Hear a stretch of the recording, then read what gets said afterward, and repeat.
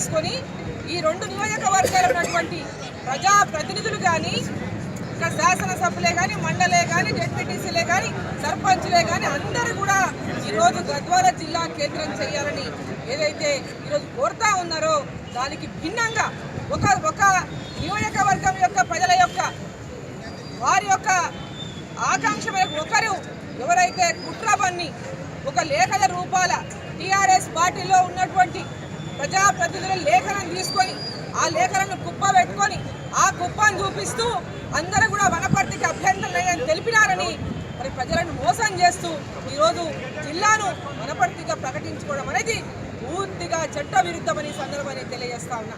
ఈరోజు ప్రజాభిప్రాయం కోరుతా ఉన్నారు, రండి కింది స్థాయిలోకి గ్రామాల్లో గ్రామ సభలు నిర్వహించండి.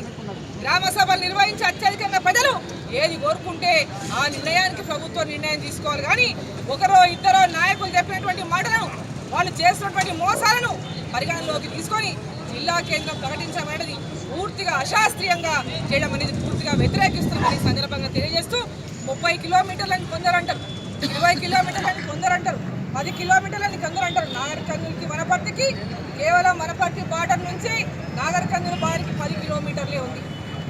ఈరోజు ఆత్మకూరు, అమరచింత, సీసీకుంట కూడా పక్కలో ఉన్నటువంటి గద్వాల డివిజన్ కలపకుండా రెవెన్యూ డివిజన్ కూడా వనపర్తికి కలిపి చూపిస్తుంది.